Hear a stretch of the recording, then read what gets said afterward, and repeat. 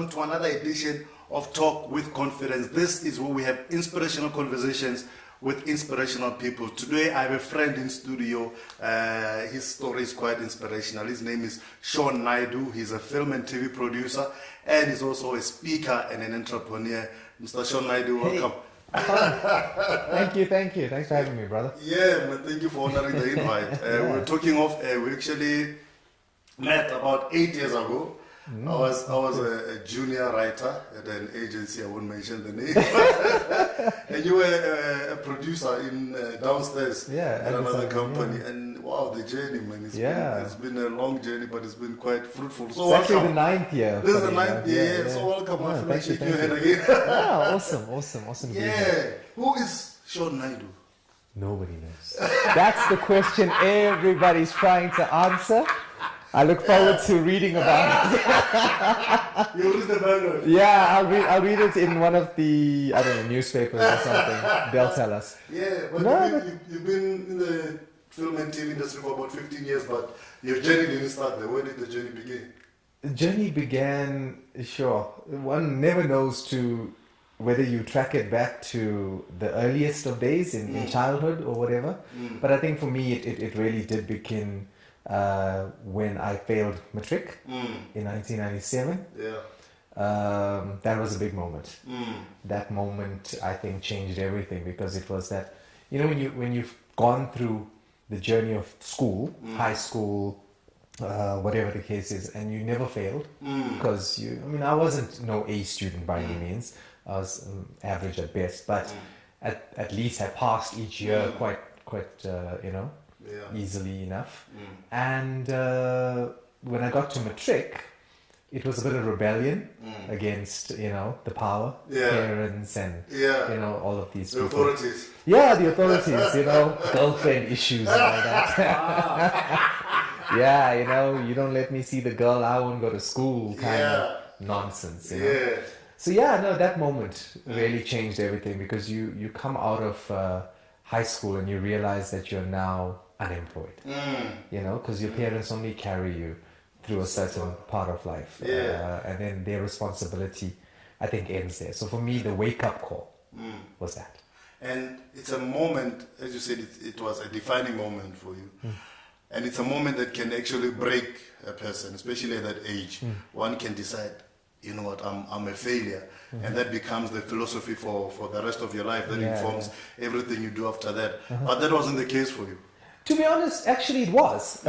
In the early days, it definitely was. You don't just bounce back from it, of course, and the recovery, I used to use as an analogy the fact that, you have your future as this precious, ball, crystal type of thing. And when you drop it and you break it, the shattered pieces go everywhere, and to kind of reclaim those pieces and bring them back together into a whole, in order to make it the future it was always destined to be, that takes time, and so it definitely wasn't a quick thing, the fix, it took long.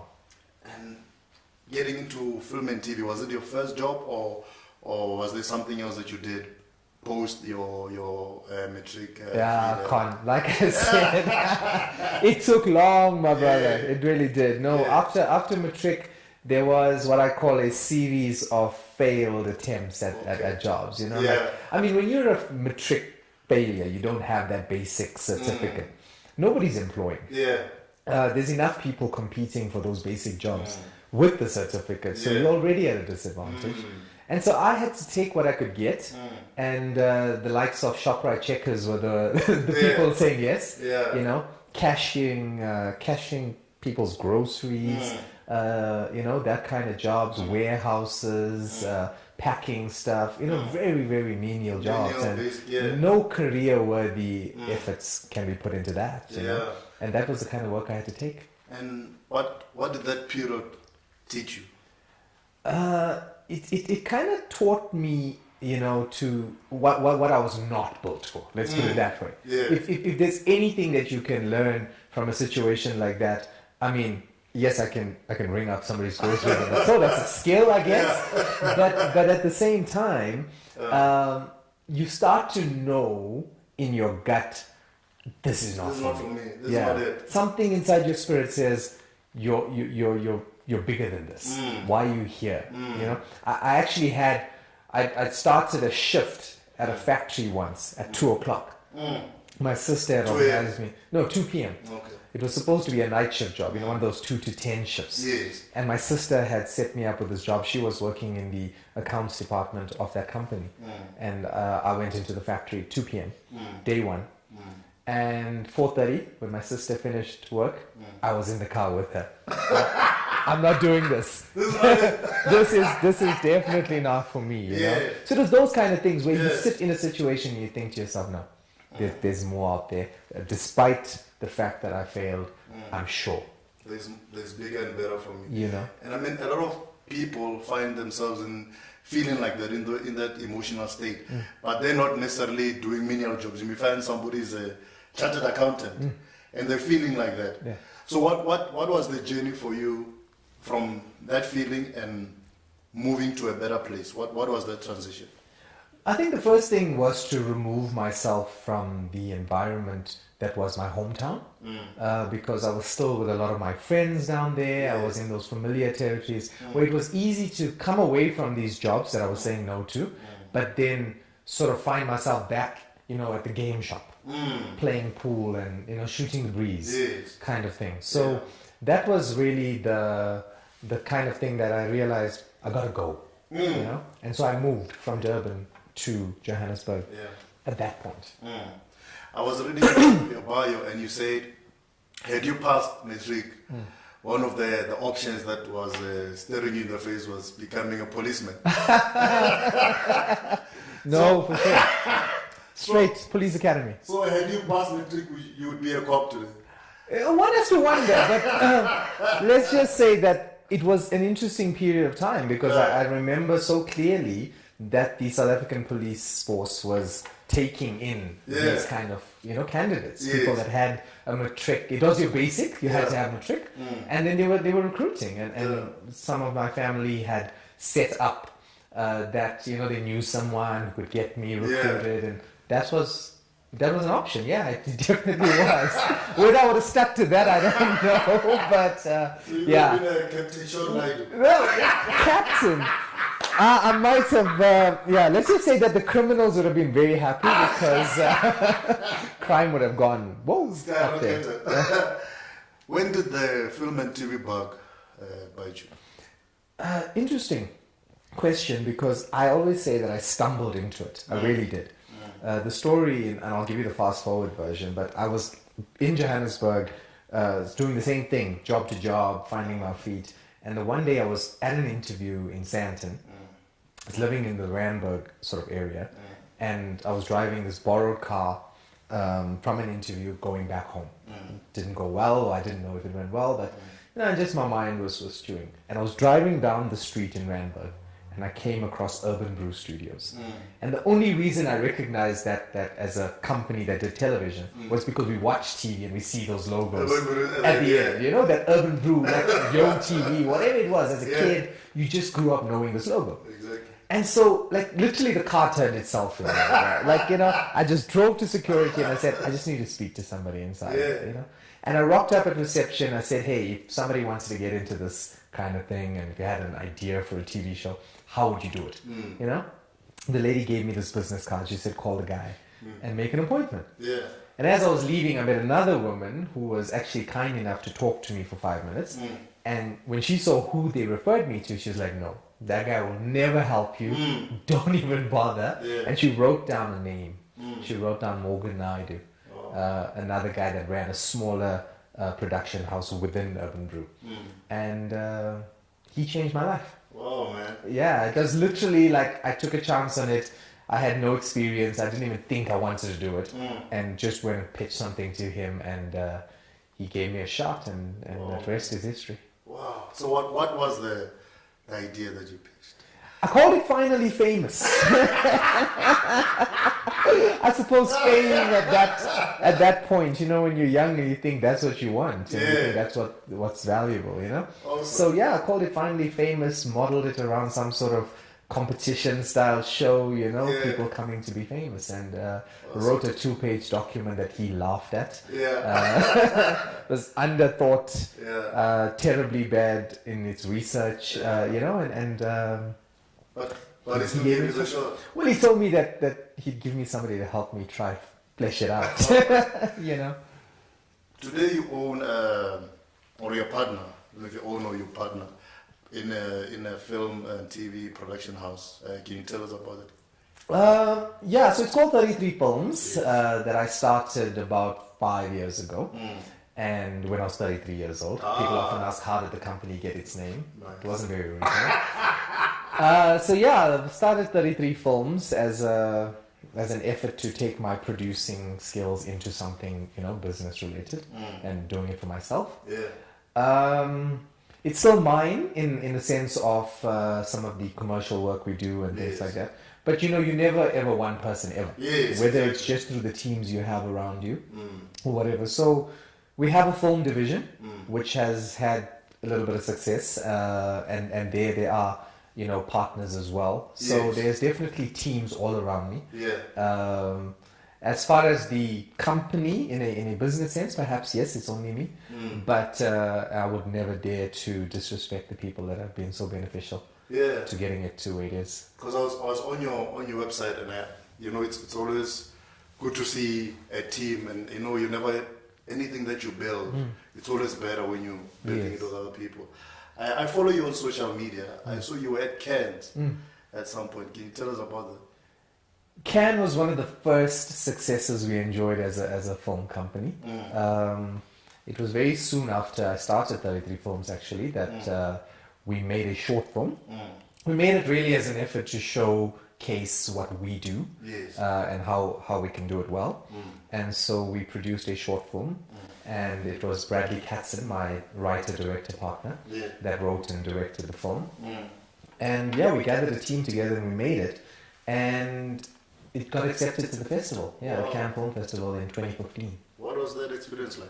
It was unbelievable. It really was. You know, like when you grow up, and I used to have weird tastes when it came to TV watching. I like the red carpet stuff and the awards shows, and sort of the celebrity culture at my younger days spoke to me a lot. And to be standing on those very red carpets, to be seeing in front of you those superstars that you grew up watching on movie screens and TV screens. It was surreal. It was. I call it a wave because we rode that wave, you know, to shore. Because after Cannes, you go right back to real life. You know? But while we were on that wave, it was unbelievable. Beautiful, man. In terms of other things that you do in the attraction, we said you're also a speaker.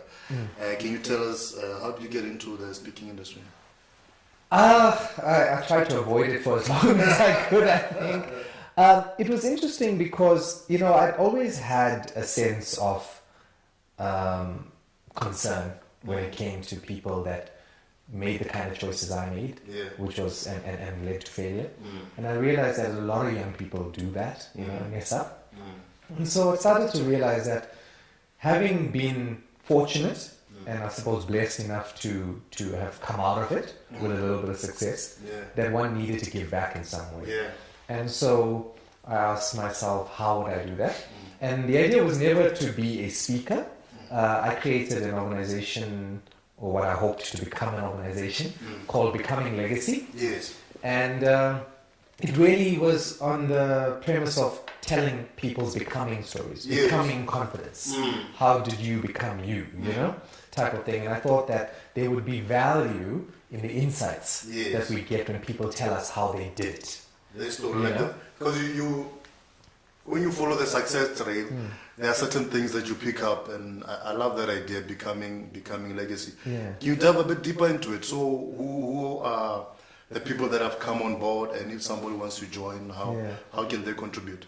Well, firstly, it was, like I said, it really was a thing of saying people don't just automatically get to, you know, talk about that overnight success, and you've heard that many times over, that you're an overnight success because people are now hearing about you, but they don't know about those. Backstory, So it was really to delve deeper. I always say to the people that we do talk to, we don't want to hear things that we can Google. Yeah. You know, kind of give us something special. Yeah, the meat. Tell us about that little boy that dreamed about it, kind of thing, you know.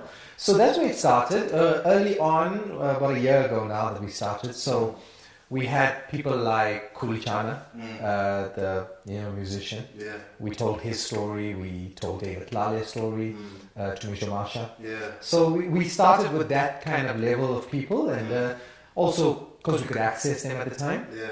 So we're not trying to be this thing of having a weekly something.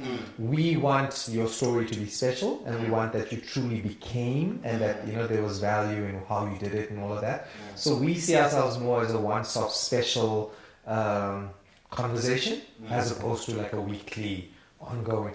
Excuse me, because you don't want to be in a situation where, because you're trying to sustain a weekly program, that you're grasping at less than quality stories, Yeah. So we're very particular about the value somebody brings to the table through their story, It's not just because you happen to be popular and you've got lots of Facebook or Twitter followers, that therefore you must be, talked to. No, there must be more there.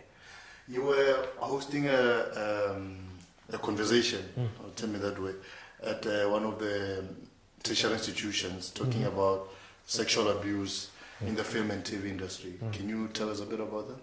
Yeah, no. So as becoming, we're out there in the schools and universities, and we're talking to young people with a message of hope, with a message of your dreams can come true if you work hard, if you have talent, and you hone that craft. And when you're out there pushing that kind of message, it really gets to you when you hear stories that started with like Harvey Weinstein, especially as a producer, to hear that there was a Weinstein in the world that was abusing people and that taking advantage, looking for sexual favors for roles, what they call couch casting, and it's a big thing, and it was huge when it broke with Harvey, and it came to South Africa. There were local respected directors whose names came up, and so we started to have these conversations in studio and things when we were on jobs, and I heard a lot of the passionate points that our female colleagues were making, and it just hit me that as becoming, we have a voice that we can lend into these spaces, and we'd like to be able to tell young people that despite these predators being out there, you can take a stand. And so we hosted an event at AFTA, this film school in Johannesburg, which we brought together a panel of industry actors and author and different types. It was hosted by Griselda Lewis, which is a SABC journalist, and they just had a conversation to address that in front of a student audience. Beautiful, man. 33 films. Where do you see 33 films being in the next 5 and 10 years? 5 and 10 years. Well, one would hope that we would be able to grow to a sustainable place where we're telling good stories, because I think the African continent as a whole has a lot of stories to tell, and you often find that they say it's Africa's time, so we're fortunate to be from Africa, and so hopefully we'll be able to bring some of those stories to screen and change some lives and make a difference through our storytelling. So I definitely want to see the company with a lot of its supporters and the different partners we have, being a breeding ground for talent, opening doors to young people. Like I said at the start, I got in because somebody gave me a chance, and so it's a huge thing for me that we open our doors to young people, and it's a lot of times internships are based on graduates. And I tend to open it to anybody, so because I wasn't a graduate when I got my shot. So I kind of try to open the door and reach out to those people. So if we can be making that kind of difference, I could tell you I want to have this many films or that many awards, and those are nice and they come.